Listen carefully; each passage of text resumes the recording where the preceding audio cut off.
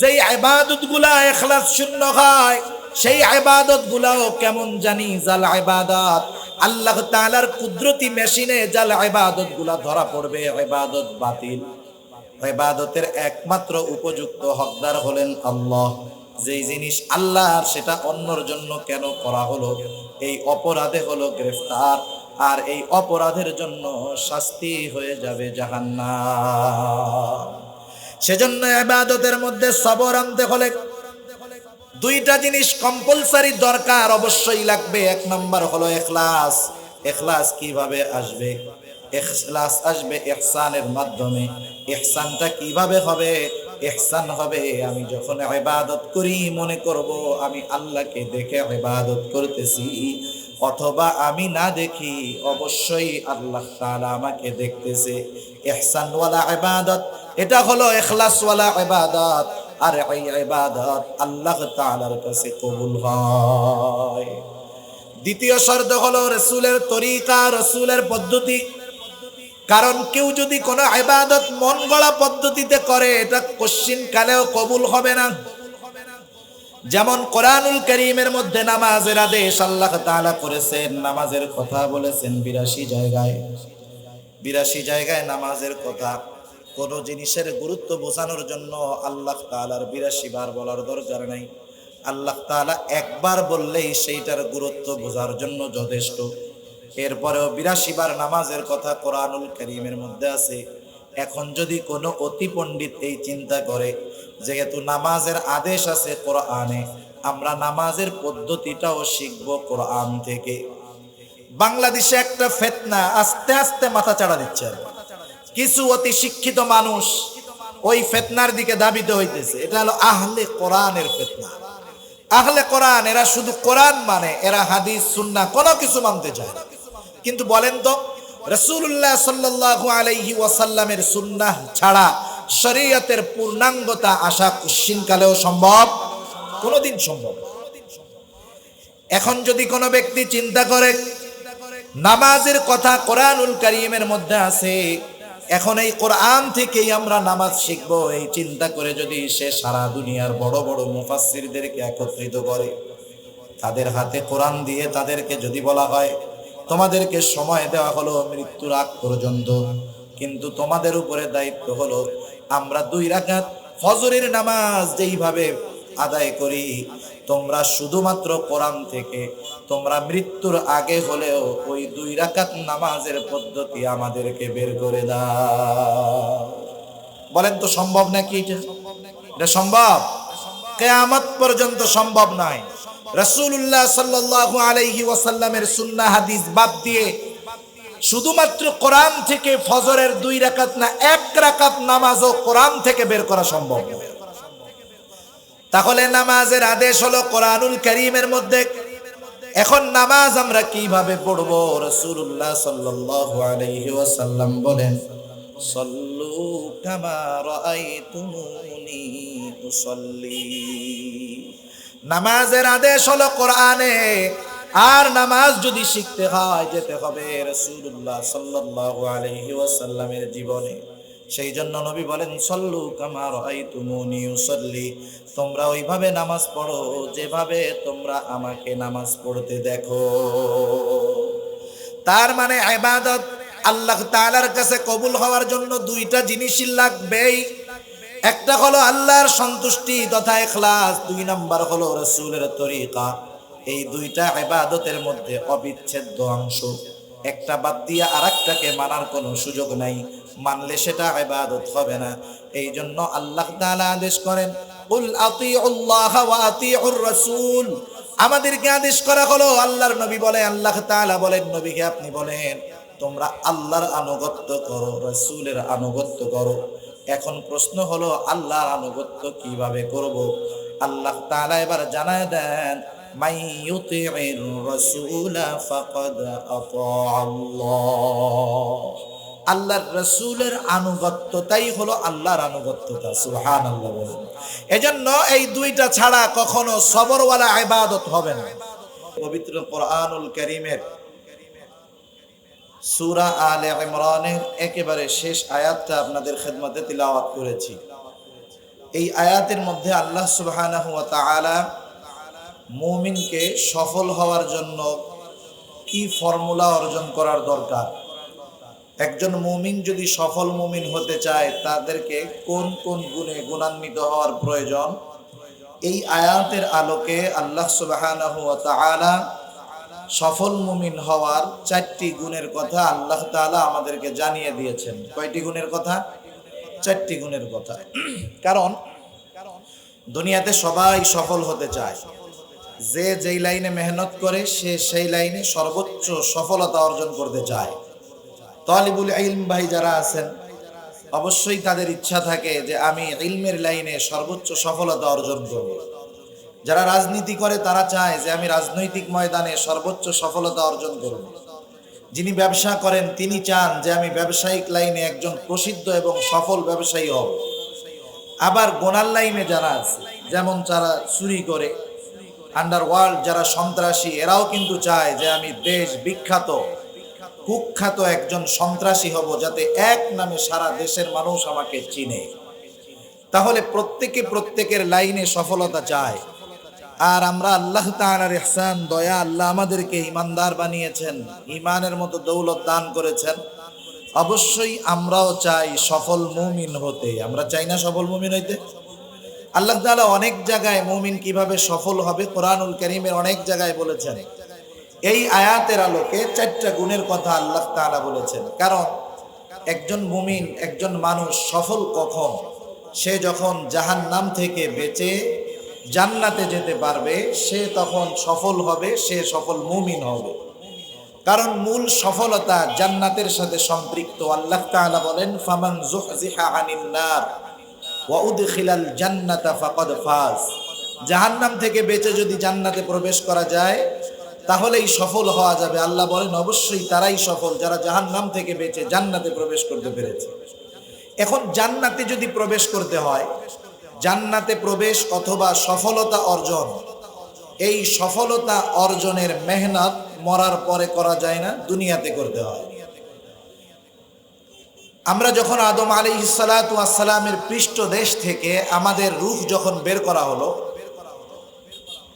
ওই সময় থেকে নিয়ে আমরা এক একটা ধাপ অতিক্রম করতেছি। যেমন আমরা দুনিয়ায় আসার আগে রূহের জগতে ছিলাম, কিন্তু রূহের জগতে আমরা কত বছর ছিলাম এর নির্দিষ্ট হিসাব আমাদের কারো জানা নাই, ঠিক না? হাজার হাজার বছর রূহের জগতে ছিলাম। এরপরে আল্লাহ তাআলা আমাদেরকে দুনিয়াতে পাঠাইলেন। দুনিয়াও একটা মঞ্জিল, দুনিয়ার মধ্যে আমরা কত বছর থাকি? কেউ 1 ঘন্টা জন্মের পরে বাঁচে, কেউ বা মৃত অবস্থাতেই দুনিয়ায় আসে, কেউ 2 ঘন্টা, কেউ 10 বছর, কেউ 20 বছর, কেউ 30, 40, 50, 60, 70, এভারেজ হায়াত ধরেন 60 বছর আমরা দুনিয়ায় বাঁচি। এরপরে দুনিয়া থেকে আবার আমরা ত্যাগ করে, এই দুনিয়া ত্যাগ করে আর একটা জায়গায় যাই, সেটার নাম হলো আলমে বরজখ। একটা মানুষ মৃত্যুর মাধ্যমে পুরোপুরি নিশ্চিহ্ন হয়ে যায় না। নাস্তিকেরা যে কথা বলে থাকে যে মারা যাওয়ার পর পচে গলে মিশে একেবারে নিঃশেষ হয়ে যায়, বিষয়টা এমন নয়।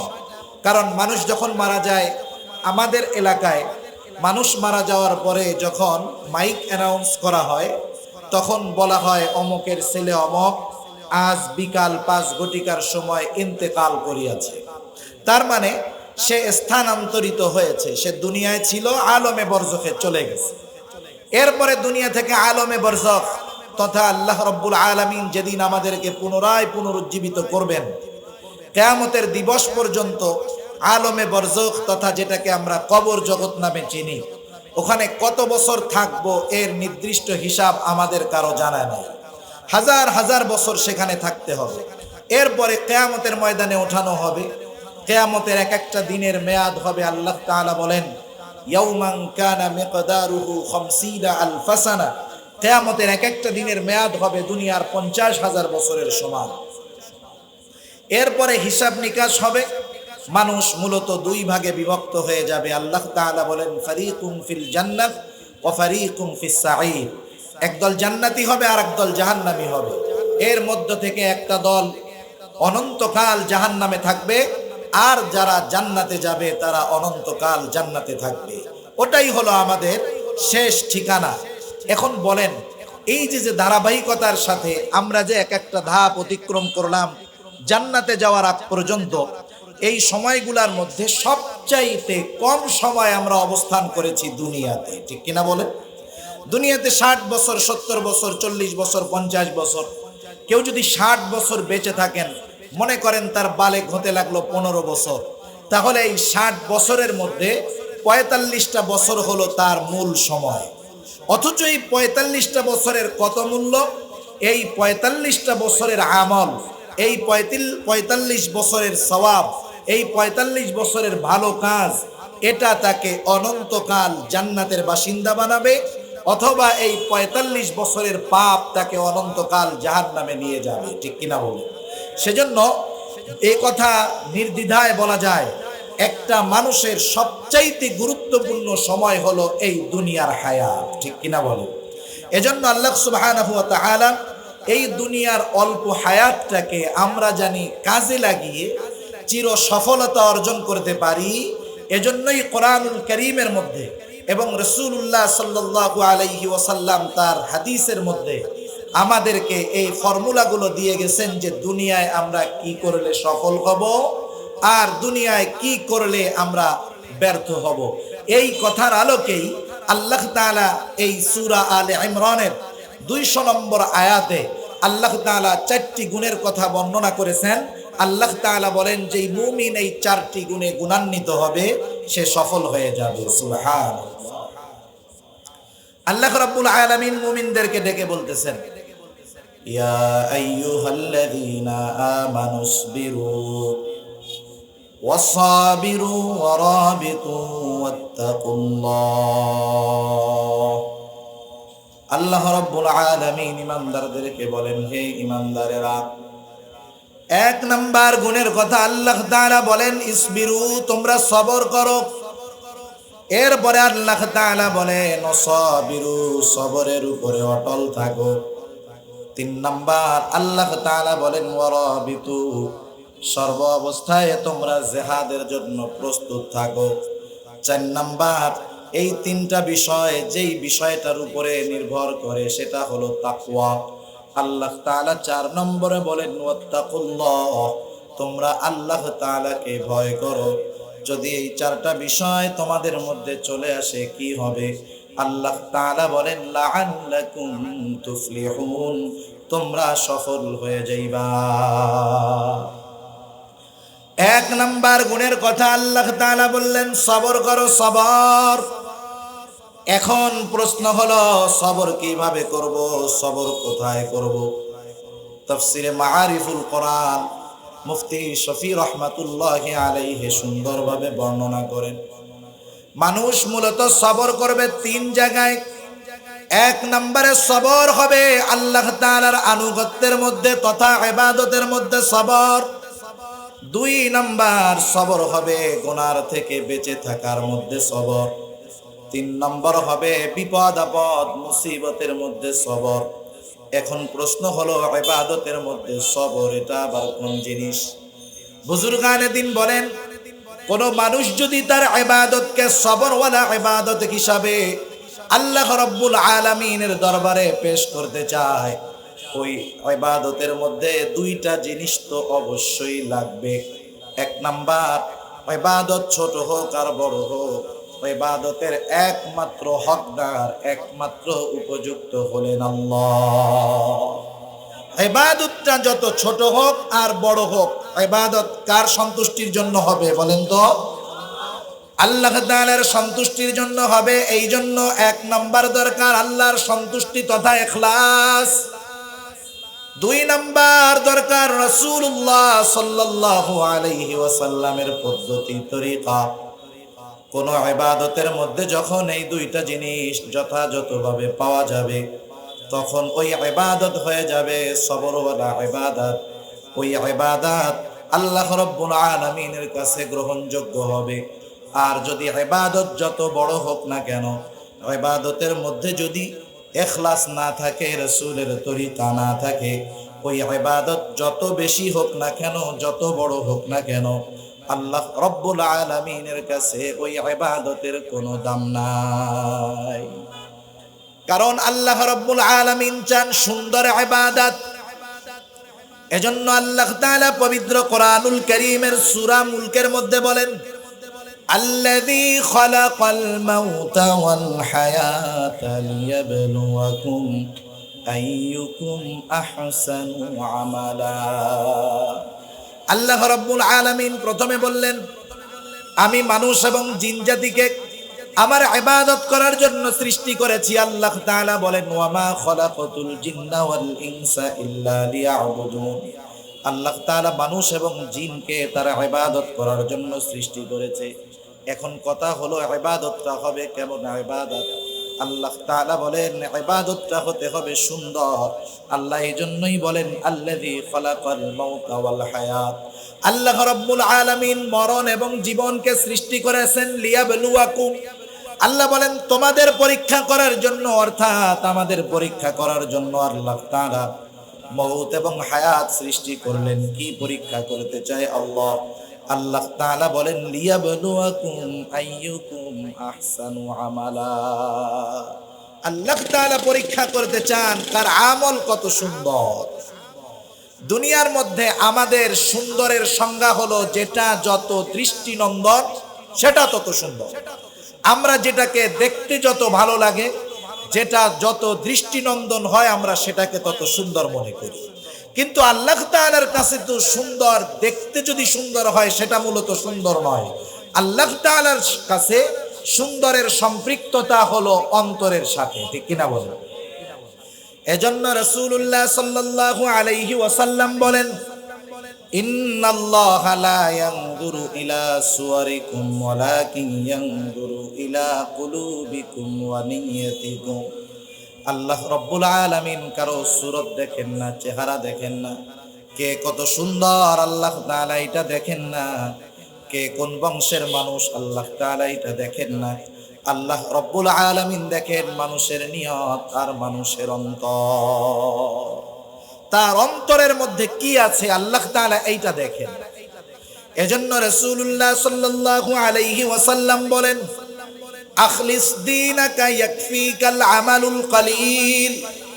রাসূলুল্লাহ সাল্লাল্লাহু আলাইহি ওয়াসাল্লাম বলেন, তোমার ঈমান তথা তোমার ইখলাস পরিশুদ্ধ করো, অল্প আমল তোমার নাজাতের জন্য যথেষ্ট হবে। আল্লাহ রাব্বুল আলামিনের কাছে ইবাদত অনেক দরকার না। নবী বলেন আমল অল্প হোক তবে সেটা যেন খাঁটি হয়। খাঁটি আমলের জন্য ইখলাসের প্রয়োজন। ইখলাসবিহীন তথা আল্লাহর সন্তুষ্টি এই উদ্দেশ্যবিহীন কোন ইবাদত আমাদের কাছে দেখতে সুন্দর হতে পারে, কিন্তু আল্লাহ তাআলার কাছে সেটা সুন্দর নয়। এখন কথা হলো, আমি যদি আমার ইবাদতটাকে আন্তরিকভাবে সৌন্দর্য আনয়ন করতে চাই, কি করণীয় আমাদের? আমরা মনে করি যে ইহসান মনে হয় শুধু মানুষের উপরে মানুষই করতে পারে, কিন্তু হাদিস জিবরিলের মধ্যে রাসূলুল্লাহ সাল্লাল্লাহু আলাইহি ওয়াসাল্লামের কাছে যখন জিবরাইল আলাইহিস সালাম মানব সুরতে আসলেন, মূল উদ্দেশ্য হলো সাহাবায়ে কেরামকে দ্বীন শিক্ষা দেওয়া। রাসূলুল্লাহ সাল্লাল্লাহু আলাইহি ওয়াসাল্লামের কাছে জিবরাইল আলাইহিস সালাতু ওয়াস সালাম এসে প্রশ্ন করলেন। যেই প্রশ্নগুলো করলেন তার মধ্যে একটা প্রশ্ন হলো ইহসান কি? রাসূলুল্লাহ সাল্লাল্লাহু আলাইহি ওয়াসাল্লাম বললেন, ইহসান হলো আন তা'বুদাল্লাহা কাআন্নাকা তারা ফা ইন লাম তাকুন তারাহু ফা ইন্নাহু ইয়ারা। রাসূলুল্লাহ সাল্লাল্লাহু আলাইহি ওয়াসাল্লাম জিবরাইল আলাইহিস সালামের ইহসান কি এই প্রশ্নের উত্তরে মানুষের উপরে মানুষের ইহসানের কথা আল্লাহর নবী বলেন নাই। তিনি সর্বপ্রথম উল্লেখ করেছেন ইবাদতের মধ্যে ইহসানের কথা।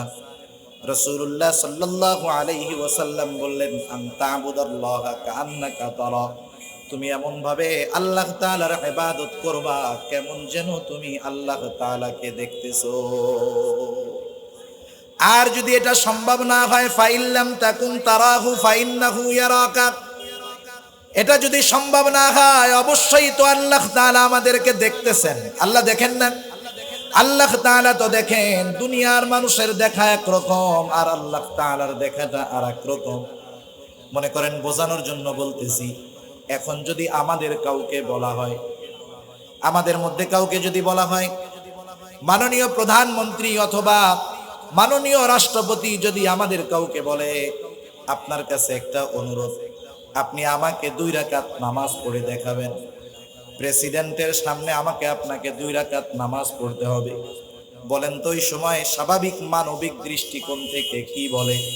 মানবিক বিষয় তো বলে আমি তখন চেষ্টা করব আমার ইবাদতটা জানি এত সুন্দর হয়, ভেতরে সূরা কেরাত যা পড়লাম, কিন্তু বাহিরের দৃশ্যমান রুকু সেজদা কিয়াম এগুলা জানি এত সুন্দর হয় যাতে রাষ্ট্রপতি দেখে খুশি হয়ে যায়। অবশ্যই সবাই চেষ্টা করবে এইটাই। রাষ্ট্রপতির সামনে যদি বলা হয় 2 রাকাত নামাজ পড়েন, তাইলে এইটাই চেষ্টা করা হবে যে তাকে আমার রুকু, আমার সেজদা, আমার নামাজের মধ্যে ধীর স্থিরতা, আমার নজর সবকিছু এত সুন্দরভাবে আমি কন্ট্রোলিং করব, আমি চিন্তা করব আমার জীবনের শ্রেষ্ঠ দেখানো নামাজ আজকে প্রেসিডেন্টকে দেখাইতে হবে। আসল নামাজ না, দেখানো নামাজ, ঠিক না? আমি মনে মনে কেরাত সূরা যা পড়ি না কেন, ওইটা তো আর রাষ্ট্রপতি দেখবে না। রাষ্ট্রপতি দেখবে আমি কেমনে দাঁড়াইলাম, আমি কেমনে রুকু করলাম, আমি কেমনে সেজদা করলাম। আমার যদি এই বাহিরের বিষয়গুলো সুন্দর হয়, রাষ্ট্রপতি কি বলবে? ওয়াও, খুব নাইস, খুব ভালো, খুব সুন্দর নামাজ হইছে। কিন্তু আমি ভিতরে যে কেরাত পড়ছি না, ওরে গালি দিছি, ও কি সেটা জানে? সেজন্য দেখেন দুনিয়ার মানুষ বাহিরের দৃশ্যমান বিষয়কে মনে করে সুন্দর, আল্লাহ রাব্বুল আলামিন অন্তরের সৌন্দর্যতার কথা বলেন। রাষ্ট্রপতি দেখতেছে এই জন্য আমি বাহিরের বিষয়গুলো সুন্দর করতেছি। বলেন তো, যেই আল্লাহর সামনে আমি আপনি নামাজে দাঁড়িয়ে যাই, সেই আল্লাহ তাআলা আমার বাহির যেমন ভিতরেও তেমন দেখেন কিনা? এই চিন্তাটাই আমার আপনার ইবাদতের অবস্থা পরিবর্তন করে দিবে। আমি যদি শুধুমাত্র এই বিষয়টা আমার অন্তরের মধ্যে দৃঢ়তার সাথে স্থাপন করতে পারি যে আমার আল্লাহ তাআলা আমার অন্তরের গহীন কোণে কোন কথা আছে, আমার জবানে আসার আগে সেই কথার খবর জানেন কে? অন্তরের মধ্যে কি হয়, কি ওয়াসওয়াসা দেয়, সব আল্লাহ জানেন। আল্লাহ বলেন وَلَقَدْ خَلَقْنَا الْإِنسَانَ وَنَعْلَمُ مَا تُوَسْوِسُ بِهِ نَفْسُهُ وَنَحْنُ أَقْرَبُ إِلَيْهِ مِنْ حَبْلِ الْوَرِيدِ। আল্লাহ রাব্বুল আলামিন বলেন আমি মানুষ সৃষ্টি করেছি, وَنَعْلَمُ مَا تُوَسْوِسُ بِهِ نَفْسُهُ, তার অন্তরের ভিতরে নিত্য নতুন কোন জিনিস ওয়াসওয়াসা দেয়, কোনটা তার অন্তরের মধ্যে সন্দেহ পোষণ করায়, কি আনায়ন করে, কে আনায়ন করে, সব কিছুর খবর আল্লাহ তাআলা জানেন। আল্লাহ বলেন কেন জানো? জানি। আমি যে কেন জানি এটা কি তোমরা জানো? কারণ শুনে নাও, ওয়াদাহু আকরাবু ইলাইহি মিন হাবলিন ওয়ারিদ। আল্লাহ তাআলা আমার কত নিকটে, এই ঘাড়ের শাহরগের চাইতেও নিকটে। তার মানে আমি আমার থেকে যত নিকটে, তার চাইতে বেশি নিকটে কে বলেন তো? আমি আমার থেকে যত নিকটে, তার চাইতে অধিক নিকটে হলেন আল্লাহ। এই চিন্তাই আমার ইবাদতের মধ্যে ইহসান আনবে, এই চিন্তাই আমার ইবাদতকে ইখলাসওয়ালা ইবাদত বানায় দিবে। এখন সেই ইবাদতটা যদি অল্প হয়, আল্লাহ তাআলার কাছে সেই ইবাদতটার অনেক দাম। আর আমি আপনি যদি অনেক ইবাদত করি, ওই ইবাদত যদি ইখলাস শূন্য হয়, আল্লাহ তাআলার সামনে তো প্রত্যেকটা বান্দার কৃত আমলকে হাজির করা হবে। আল্লাহ রাব্বুল আলামিনের সামনে হাজির করা হবে সব আমল। আল্লাহ তাআলা শুধুমাত্র সেই আমলগুলাকে কবুল করবে যেই আমলগুলা ছিল ইখলাসওয়ালা, আল্লাহ তাআলার সন্তুষ্টির জন্য। বাকি যত আমল থাকবে সব আমলগুলা আল্লাহ ধ্বংস করে দিবেন। আল্লাহ বলেন ওয়াকাদিমনা ইলা মা আমিলু মিন আমালিন ফাজআলনাহু হাবাআম মানসুরা। আল্লাহ রাব্বুল আলামিন আমার আপনার শুধু সেই ইবাদতগুলা কবুল করবে যেগুলো আমি আপনি আল্লাহর সন্তুষ্টির জন্য করেছি, আর বাকিগুলাকে আল্লাহ তাআলা ধুলায় নিশ্চিহ্ন করে দিবে। এমন ধুলায় নিশ্চিহ্ন করবে যেটা দেখাও যায় না। যেমন আল্লাহ তাআলা তো এটা অবশ্যই পারবেন, কোনো সন্দেহ নেই। যেমন আমরা যদি কেউ ব্যাংকে যাই, ব্যাংকে যাওয়ার পরে মনে করেন একজন 1 লক্ষ টাকার একটা নতুন বান্ডিল নিয়ে গেছে, 1000 টাকার 100 নোট, প্রত্যেকটা নোট একেবারে ব্যাংক নোটের মতো নতুন, কিন্তু এই নোটগুলার মধ্যে 10টা আছে জাল টাকা। এই 10টা জাল টাকা সহকারে একেবারে নতুন বান্ডিল যখন ব্যাংকে নিয়ে দেওয়া হবে, ব্যাংকে দেওয়ার পরে যখন ক্যাশিয়ার ব্যাংকের মেশিনের মধ্যে দিবেন, টাকা যখন গণনা শুরু হয়ে যাবে, এইবার গুনতে গুনতে যখনই জাল টাকা বাঁধবে, বলেন তো মেশিনে ইনফরমেশন দিবে কি দিবে না? মেশিন জানায় দিবে এটা কিন্তু জাল টাকা, বাইর করা হলো একটা জাল। এইভাবে করতে করতে এক বান্ডিলের মধ্যে 10টা জাল টাকা যখন পাবে, ভুলে একটা দুইটা হতে পারে, কিন্তু ভুল কইরা 100টার মধ্যে 10টা জাল টাকা নিশ্চয়ই সন্দেহ আছে। এবার ক্যাশিয়ার সাহেব জেলখানার সামনে, ব্যাংকের সামনে থাকা পুলিশকে ডাক দিবেন, তাকে গ্রেফতার করাবে। এবার তাকে গ্রেফতার করা হবে, পুলিশে ধরবে। পুলিশে বলবে যেহেতু তোর কাছে 10টা জাল টাকা আছে, অবশ্যই আরো জাল টাকা আছে, তার নামে মামলা হবে, তল্লাশি হবে, একটা সময় জেল হবে, আর ওই টাকাগুলা বাতিল হয়ে যাবে, বাদ দেওয়া হবে। দেখেন, জাল টাকার কারণে 1 নম্বরে তার টাকা বাদ, 2 নম্বরে অপরাধী হিসাবে সাব্যস্ত হয়ে গ্রেফতার, 3 নম্বরে তার শাস্তি হলো জেল। অনুরূপভাবে যেই ইবাদত গুলা ইখলাস শূন্য হয়, সেই ইবাদত গুলাও কেমন জানি জাল ইবাদত। আল্লাহ তাআলার কুদরতি মেশিনে জাল ইবাদত গুলা ধরা পড়বে, ইবাদত বাতিল। ইবাদতের একমাত্র উপযুক্ত হকদার হলেন আল্লাহ। যেই জিনিস আল্লাহর, সেটা অন্যর জন্য কেন করা হলো? এই অপরাধে হলো গ্রেফতার, আর এই অপরাধের জন্য শাস্তি হয়ে যাবে জাহান্নাম। সেজন্য ইবাদতের মধ্যে সবর আনতে হলে 2টা জিনিস কম্পালসারি দরকার, অবশ্যই লাগবে। 1 নম্বর হলো ইখলাস। ইখলাস কিভাবে আসবে? ইখলাস আসবে ইহসানের মাধ্যমে। ইহসানটা কিভাবে হবে? ইহসান হবে আমি যখন ইবাদত করি, মনে করব আমি আল্লাহকে দেখে ইবাদত করতেছি, অথবা আমি না দেখি, অবশ্যই আল্লাহ তাআলা আমাকে দেখতেছে। ইহসান ওয়ালা ইবাদত, এটা হলো ইখলাস ওয়ালা ইবাদত। আর এই ইবাদত আল্লাহ তাআলার কাছে কবুল হয়। দ্বিতীয় শর্ত হলো রাসূলের তরিকা, রাসূলের পদ্ধতি। কারণ কেউ যদি কোনো ইবাদত মন গড়া পদ্ধতিতে করে, এটা কোশ্চিন কালেও কবুল হবে না। যেমন কোরআনুল কারীমের মধ্যে নামাজের আদেশ আল্লাহ তাআলা করেছেন, নামাজের কথা বলেছেন 82 জায়গায়। 82 জায়গায় নামাজের কথা। কোন জিনিসের গুরুত্ব বোঝানোর জন্য আল্লাহ তাআলার 82 বার বলার দরকার নাই। আল্লাহ তাআলা একবার বললেই সেইটার গুরুত্ব বোঝার জন্য যথেষ্ট। এরপরেও 82 বার নামাজের কথা কোরআনুল কারীমের মধ্যে আছে। এখন যদি কোনো অতি পণ্ডিত এই চিন্তা করে, যেহেতু নামাজের আদেশ আছে কোরআনে, আমরা নামাজের পদ্ধতিটাও শিখব কোরআন থেকে। বাংলাদেশে একটা ফিতনা আস্তে আস্তে মাথা চাড়া দিচ্ছে।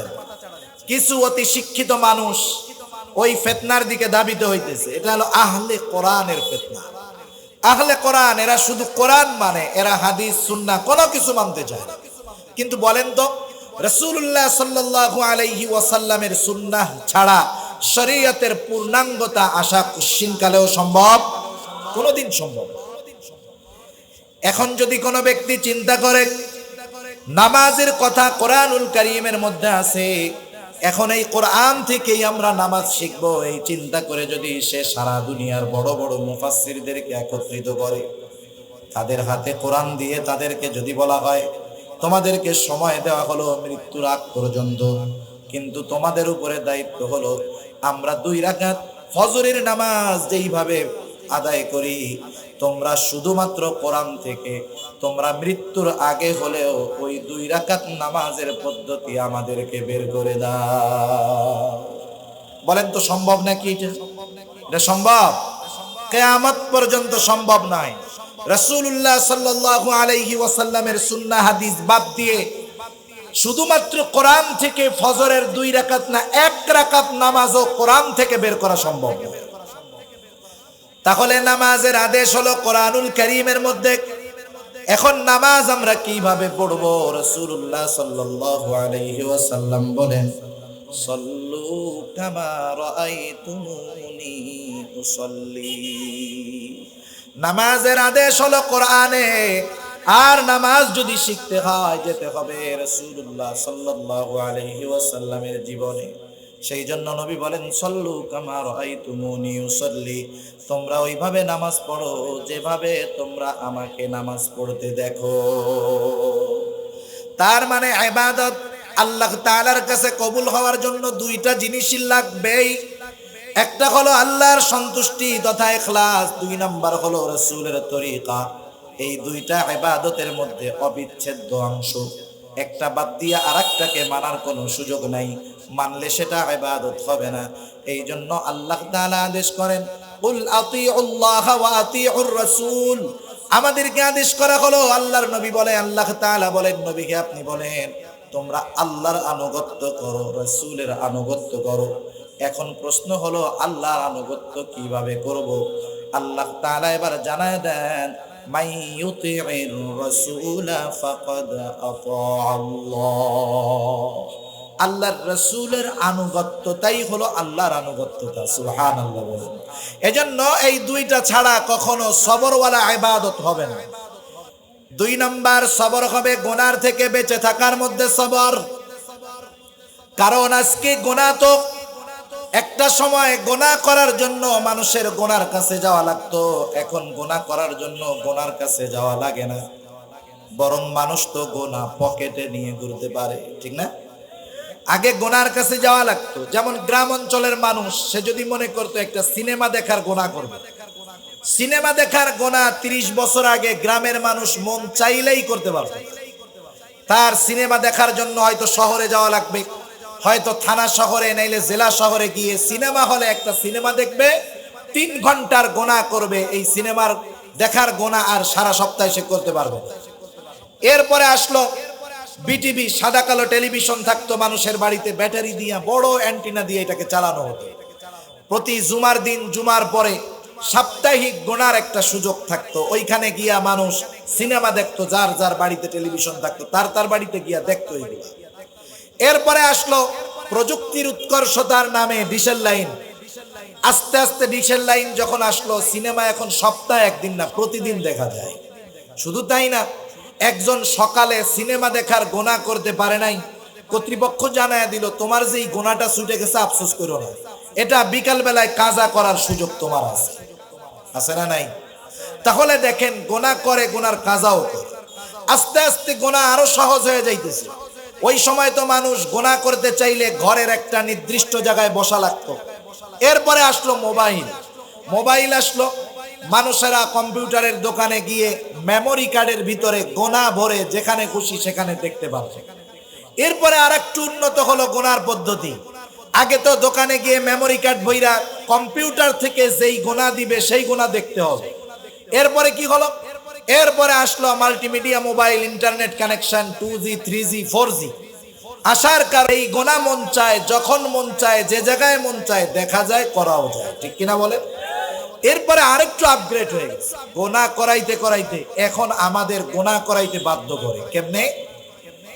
মানুষের কিছু প্রয়োজনীয় বিষয় আছে, যেমন মানুষের আত্মীয় স্বজন বিদেশের বাড়িতে থাকে, অনেকে ইমো নামক একটা সফটওয়্যার ব্যবহার করে। যখন ইমো ওপেন করবে, ওপেন করার সাথে সাথে দেখা গেল উনি কথা বলবে বিদেশে আত্মীয়র সাথে, ইমো ওপেন করার সাথে সাথে অর্ধ উলঙ্গ একটা নারী এসে সামনে নাচানাচি শুরু করে দিয়েছে। এটা তো কেটে বের হওয়া যাইতো, কিন্তু কিছুদিন পরে দেখা গেল ওই অ্যাড আসে ঠিক, কেটে দেওয়ার কোনো অপশন নাই। আপনাকে আমাকে 5-6 সেকেন্ড 10 সেকেন্ড ওই গুনাহ চালায় রাখতে হবে। বলতে পারি এই কথা যে আমি তো ওইটা আসলে দেখি না, ভলিউমটা কমায় দেই, এই 10 সেকেন্ড আমি মোবাইলের দিকে তাকাই না, এই 10 সেকেন্ড আমি ভলিউম কমায় রাখি, সুতরাং আমি তো এই গুনার মধ্যে যাওয়ার কোনো সুযোগ নেই। আসলে বিষয়টা তা না। কমপক্ষে আমি ওই গুনাহ দেখি আর না শুনি, আমার টাকা দিয়ে 10 সেকেন্ড গুনাহ তো চালানো হইতেছে, ঠিক কিনা বলেন? যেমন অনেক ভালো মানুষ আছে, টাকাওয়ালা মানুষ, ওনারা সুদ খান না, সুদের সাথে সম্পৃক্ত নয়। এই মানুষগুলা যদি ঘরের মধ্যে 10 কোটি টাকা নগদ রাখে, বলেন তো এই লোকটা তার বাড়িতে নগদ 10 কোটি টাকা সহ সে তার জান এবং মাল দুটাই কি নিরাপদ না অনিরাপদ? নিঃসন্দেহে অনিরাপদ। কেউ যদি জানতে পারে এনার ঘরের মধ্যে 10 কোটি টাকা নগদ আছে, তাহলে ঘর সহ তুলে নিয়ে যাওয়ার ব্যবস্থা করবে। এখন এই জান এবং মালের নিরাপত্তায় ওলামায়ে কেরাম ব্যাংকে টাকা রাখার কথা বলছেন, রাখা যাইতে পারে। এখন হাজী সাহেব মানুষ, সবাই চিনে ব্যাংকওয়ালারা, উনি সুন্দর মতো 10 কোটি টাকা নিয়ে উনি ব্যাংকে ক্যাশিয়ারের কাছে গিয়ে জমা দিলেন। জমা দেওয়ার পরে বলেন তো ক্যাশিয়ার সাহেব কি এইটা করবে নাকি? সুন্দর মতো আলাদা একটা বস্তার মধ্যে 10 কোটি টাকা ভালো মতো বাইদা প্যাকেট করে পিয়নকে কি এই কথা বলবে যে এই টাকা সুন্দর মতো ভেতরে বাক্স কোণার মধ্যে রাইখা দিবা, হাজী সাহেব যখন আসবে এই বস্তা সহ আবার তাকে ফেরত দেওয়া হবে? এরকম করবে? এরকম তো করবে না। বরং 10 কোটি টাকা জমা হওয়ার সাথে সাথে ক্যাশিয়ার সাহেব এই রকম মোটা এক বান্ডিল কাগজ নিয়ে ব্যাংকের ম্যানেজারের কাছে চলে যাবে। যাইয়া সে তাদের ভাষায় শুকরিয়া আদায় করবে, বলবে ম্যানেজার সাহেব সুসংবাদ, আর টেনশন করেন না। কি হইছে? এই যে মানুষের সুদের উপরে লোন চাইতেছিল, এটা তো দিতে পারতেছিলাম না, ব্যাংকে টাকার অভাব। সে তার ভাষায় বলবে আলহামদুলিল্লাহ, হাজী সাহেব 10 কোটি টাকা দিয়ে গেছে, এখন 20 জনকে সুদে লোন দিতে আর অসুবিধা নেই। তাহলে দেখেন, হাজী সাহেব সুদ খায় না, কিন্তু হাজী সাহেবের টাকার দ্বারা সুদের কারবারই চলে, ঠিক কিনা বলে? সেজন্য দেখেন, আমরা গোনা দেখি না, শুনি না, কিন্তু আমার টাকায় আমার মোবাইলে এই ইসলাম বিদ্বেষীরা গোনা চালাইয়াই ছাড়ে। সেজন্য গোনা এখন আমার আপনার পকেটের মধ্যে ঢুকে গেছে। গোনার থেকে বেঁচে থাকাটা বড় কঠিন, কিন্তু এরপরেও আল্লাহ রাব্বুল আলামিন মানুষকে ভালো মন্দ বুঝবার একটা জ্ঞান দিয়েছেন। আল্লাহ রাব্বুল আলামিন মানুষকে বুঝতে দিয়েছেন কোনটা ভালো কোনটা মন্দ। এখন দেখুন, যদি যে ধর্ষণ করে ধর্ষক, যে ইফটিজিং করে ইফটিজার, যে চুরি করে চোর, বলেন তো কোন ধর্ষকের সাথে তার বাবা যদি থাকে, ওই ধর্ষক কখনো ধর্ষণের দিকে বাড়বে নাকি? চোরের সাথে যদি তার বাবা থাকে, চোর কি চুরি করবে নাকি? চোরের সাথে তার বাবা থাকলে চুরি করবে না। ইফটিজারের সাথে যদি তার বাবা থাকে, ইফটিজিং করবে না। সে যদিও এই কর্মগুলা, এই গুনাহগুলার মধ্যে অভ্যস্ত, কিন্তু বাবার সাথে থাকার কারণে, ভাই সাথে থাকার কারণে, কাছের মানুষ সাথে থাকার কারণে এই লোকটা তখন গুনাহ করবে না। কারণ সে চিন্তা করবে তার বাবা তার গুনাহ দেখতেছে, বাবা সাথে আছে, গুনাহ করা যাবে না। উশৃঙ্খল একটা যুবক রাস্তা দিয়ে হাঁটতেছে, সে যখন দেখবে এখানে সিসি ক্যামেরা লাগানো আছে আর নিচে লেখা আছে যে এখানে যারা চলে পথচারীদের পথ চলাকে রেকর্ড করা হইতেছে, গতিবিধি পর্যবেক্ষণ করা হইতেছে, ওই সিসি ক্যামেরার লেন্সটা দেখার সাথে সাথে তার হাঁটার মডেলটা পাল্টে যাবে।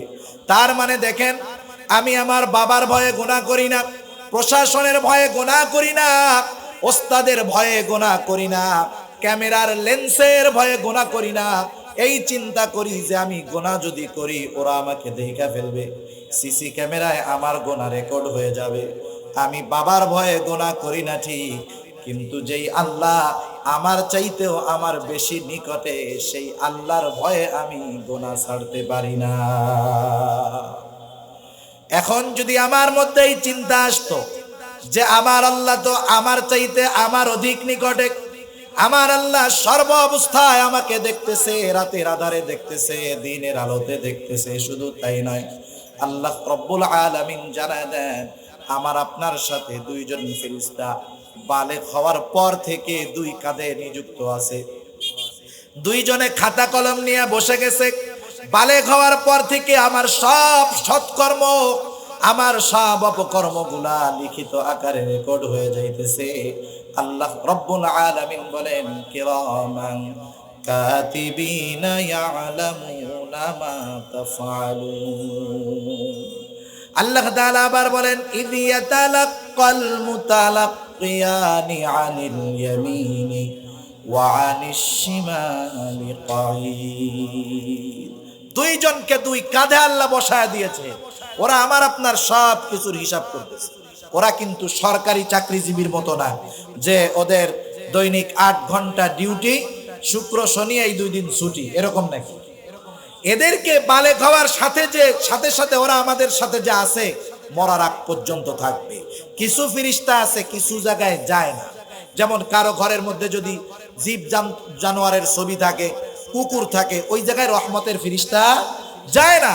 কিন্তু কেউ যদি চিন্তা করে, এই চিন্তা কইরা যে আমি আমার সাথে সব সময় জন্তু জানোয়ার আর কুকুর রাখবো, জানি মালাকুল মউত ফেরেশতা না আসতে পারে, বলেন তো এই চিন্তা যদি কইরা রাখে কাজ হবে বলেন? কিছু ফেরেশতা আছে কখনো আলাদা হয় না। জেনাখোর জেনা যখন করে ও জায়গায়ও থাকে, চোর যখন চুরি করে সেই জায়গায়ও থাকে, যত বড় অপরাধ করে সেই জায়গায় থাকে। কেরামান কাতিবিন সর্ব অবস্থায় থাকে। শুধু তাই নয়, আর একজন ফেরেশতা থাকেন যিনি আমাদের কথাগুলোকে রেকর্ড করে। আল্লাহ বলেন, মা ইয়ালফিযু মিন কাউলিন ইল্লা লাদাইহি রাকীবুন আতীদ। দক্ষ সংরক্ষণকারী আমার আপনার প্রতিটা কথাকে সংরক্ষণ করতেছে। এরা কখনো আমার থেকে আলাদা হয় না। আর মালাকুল মউত তার নির্দিষ্ট সময় আমি আপনি যেখানেই থাকি না কেন উপস্থিত হয়ে যাবে। এখন আমার চিন্তা কোন দিকে আনার দরকার? আমার চিন্তা, আমি বাবার ভয়ে গুনাহ করি না, বাবা দেখবে এই জন্য। রাস্তায় গুনাহ করি না, মানুষেরা দেখবে এই জন্য। প্রশাসনের লোকের সামনে গুনাহ করি না, শাস্তি দিবে এই জন্য। অথচ আমার সাথে কিরামান কাতিবিন সর্ব অবস্থায় আছে, আর একজন ফেরেশতা আমার কথাগুলা লিপিবদ্ধ করতেছে। আমার আল্লাহ সর্ব অবস্থায় আমাকে দেখতেছে। এই চিন্তা যতক্ষণ আমার মধ্যে না আসবে, প্রশাসন বলেন, আইন বলেন, যত কিছু বলেন না কেন, সব কিছু প্রয়োগ করেও মানুষকে গুনার থেকে ফেরানো যাবে না। সেজন্য একটা মানুষ যখন গুনাহ করে, সে শুধু গুনাহ করে না, সে খেয়ানত করে। কারণ আল্লাহ সুবহানাহু ওয়া তাআলা প্রত্যেকটা অঙ্গ প্রত্যঙ্গ, আমার আপনার আমাদের যা আছে সব আল্লাহর পক্ষ থেকে আমানত। এজন্য আল্লাহ তাআলা বলেন, ইয়ালামু খাইনাতাল আ'য়ুনি ওয়া মা তুখফিস সুদূর। আল্লাহ রাব্বুল আলামিন বলেন, আল্লাহ তাআলা জানে তোমরা চোখের কি খেয়ানত করো। শুধু তাই নয়, আল্লাহ তাআলা জানে তোমরা অন্তরের মধ্যে কি লুকায় রাখো, আল্লাহ তাআলা জানে। তার মানে আল্লাহ শুধু চোখের খেয়ানতের কথা জানে না, আল্লাহ রব্বুল আলামিন আমার অন্তরের খেয়ানতের কথাও জানে। যদিও আল্লাহ তাআলা এখানে দুইটা জিনিসের কথা উল্লেখ করছেন, কিন্তু এই দুইটা জিনিস সব কিছুকে শামিল করে। যেমন অন্তরের খবর যে জানে, বাহিরের খবর তার জন্য জানা কি সহজ না কঠিন?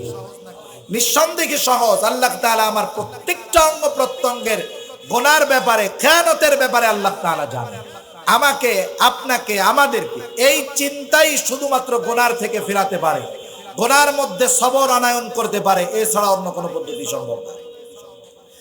এরপরে সবর হবে বিপদ আপদ মুসিবতের মধ্যে। কারণ দুনিয়ার মধ্যে আল্লাহ রাব্বুল আলামিন ইমানদারের ঈমানের ব্যাপারে আল্লাহ তাআলা পরীক্ষা নেবেন, এটা তো আল্লাহ জানায়া দিয়েছেন। আল্লাহ তাআলা বলেন, ওয়ালা নাবলুওয়ান্নাকুম। এই দুইটার আওয়াজটা বাড়ান না, আওয়াজটা ছাড়ে না, খুব কষ্ট হইতেছে কথা বলতে। ওয়ালা নাবলুওয়ান্নাকুম বিশাইইম মিনাল খাউফি ওয়াল জু'i ونقص من الأموال والأنفس والثمرات وبشر الصابرين। আল্লাহ রাব্বুল আলামিন বলেন, অবশ্যই তিনি আমাদের পরীক্ষা নেবেন। আল্লাহ তাআলা সেই কথা জানায় দেন। আল্লাহ বলেন, ওয়ালা নাবলুওয়ান্নাকুম, অবশ্যই তোমাদের পরীক্ষা নেওয়া হবে। পরীক্ষাগুলা কোন পদ্ধতিতে নিবেন আল্লাহ তাআলা জানায় দেন। আল্লাহ বলেন, বিশাইইম মিনাল খাউফ, ভয় দ্বারা পরীক্ষা নেওয়া হতে পারে। আল্লাহ তাআলা বলেন, ওয়াল জু', ক্ষুধার মাধ্যমে পরীক্ষা নেওয়া হতে পারে। ওয়াল আনফুস, আল্লাহ রাব্বুল আলামিনের পরে বলেন, ওয়া নাকসিম মিনাল আমওয়াল, মালের কিছু নোকসান, মালের কিছু লসের মাধ্যমে পরীক্ষা হতে পারে। ওয়াল আনফুস, শারীরিক অসুস্থতা, রোগের মাধ্যমে আল্লাহ তাআলা পরীক্ষা নিতে পারেন।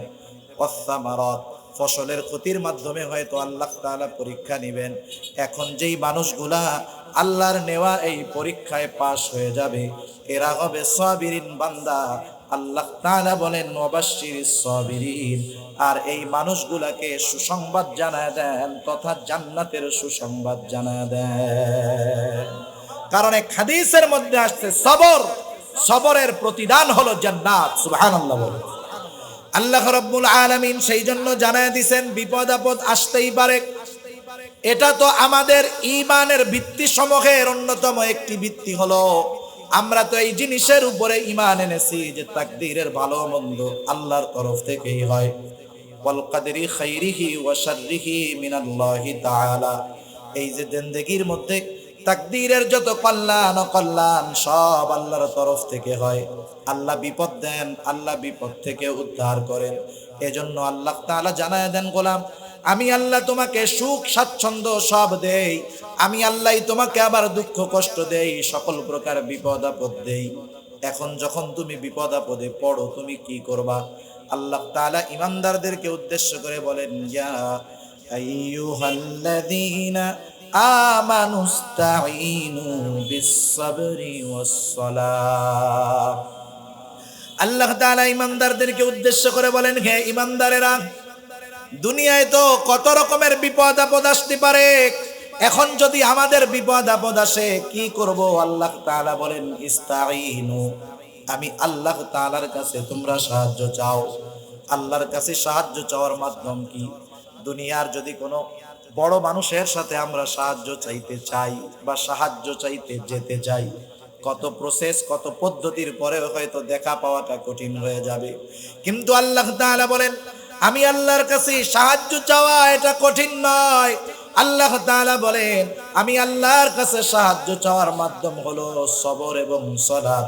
এই দুইটা জিনিসের মাধ্যমে আমি আল্লাহর কাছে তোমরা সাহায্য চাও। এখন যদি কেউ মনে করে আমার রোগ হলো, আমি এখন রোগের ট্রিটমেন্ট করাবো না, শুধু নামাজের মাধ্যমে আর ধৈর্য ধরে সাহায্য চাবো, বিষয়টা এমন নয়।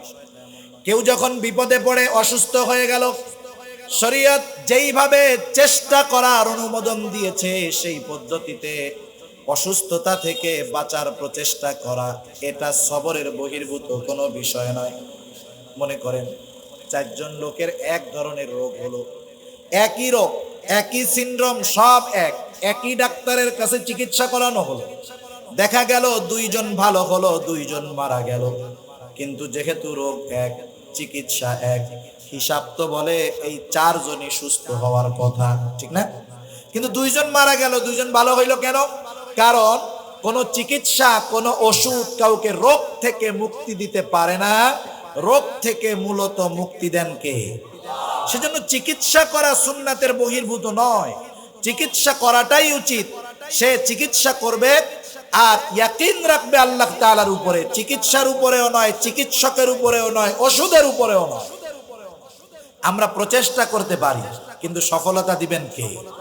আল্লাহ তাআলা দিবেন। এই ইয়াকিন রেখে যদি চিকিৎসা করে এটা পাপের কোনো কিছু নয়, গুনার কোনো কিছু নয়। আল্লাহ রাব্বুল আলামিন জানায় দিলেন, সেই জন্য আল্লাহ বলেন বিস-সাবরি ওয়াস-সালাহ, তোমরা ধৈর্য এবং সালাতের মাধ্যমে আমি আল্লাহর কাছে সাহায্য চাও। ছোট বড় যত রকমের বিপদ আপদ হোক না কেন, ছোট বড় যত প্রকারের সাহায্য হোক না কেন, বলেন তো আল্লাহ দিতে পারে তো? আমরা আল্লাহর কাছে শুধু বড়টা চাই, চিন্তা করি সব বড়টা চাইবো, গাড়ি দেন, বাড়ি দেন, নেতা বানান, আমরা সব বড়টা চাইতে চাই। কারণ আমরা মনে করি যে দুনিয়ার প্রভাবশালীদের কাছে গেলে তো বড়টা চাইতে হয়, ঠিক না? মনে করেন একজন এমপি সাহেবের কাছে সাহায্য চাইবে, যে কোনো প্রসেসে উনি এমপি সাহেবের সাথে দেখা করার সুযোগ পাইল, এমপি সাহেবের সাথে সামনাসামনি কথা বলার সুযোগ পাওয়ার পরে উনি তো খুশিতে হাত খান, ভাষা হারায় ফেলছে। এখন এমপি সাহেব বারবার বলতেছে, তুমি কি চাও, কি চাও, বলো বলো, দেরি হয়ে গেল।